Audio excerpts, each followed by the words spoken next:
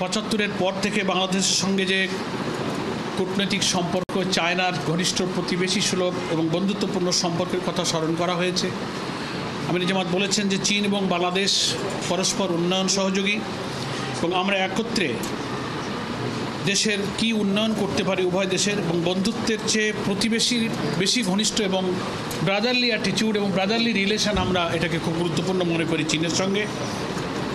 বাংলাদেশ অর্থনীতি সহ সামগ্রিক বিষয়ে নিজের পায়ে দাঁড়াবার চেষ্টা করছে, এটা চায়না নেতৃবৃন্দের সামনে আমাদের আমির সাহেব আশাবাদ ব্যক্ত করেছেন। এবং গত বছরের 24শে জুলাইয়ের যে গণ অভ্যুত্থানের মধ্য দিয়ে বাংলাদেশে যে রেজিম চেঞ্জ হয়েছে, ফ্যাসিস্ট সরকারের আমলে জামাত ইসলামীর উপরে কি জুলুম চলেছে, কি নির্যাতন চলেছে, আমাদের নেতৃবৃন্দকে কারাগারে হত্যা করা হয়েছে, হাজার হাজার লোক কারাবরণ করেছে, আমাদের নিবন্ধন কেড়ে নেওয়া হয়েছে, আমাদের অফিসগুলো বন্ধ ছিল, সেই নির্যাতন এবং আমাদের কষ্টের স্মৃতিটা আমির জামাত নেতৃবৃন্দের সামনে স্মরণ করেছেন।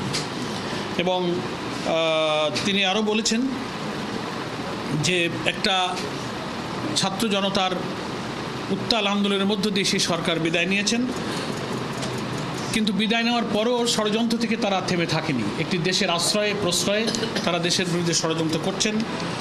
বিশ্ব পরিস্থিতি, গ্লোবাল পলিটিক্স, গ্লোবাল সিকিউরিটি, নানান কনটেক্সটে এইসব আলোচনা উঠে এসেছে। আমির জামাত সেটা এখানে অভিহিত করেছেন এবং তিনি আশাবাদ ব্যক্ত করেছেন যে আমরা কীভাবে একটি নতুন ভবিষ্যৎ, একটি নতুন বাংলাদেশ গড়তে পারি।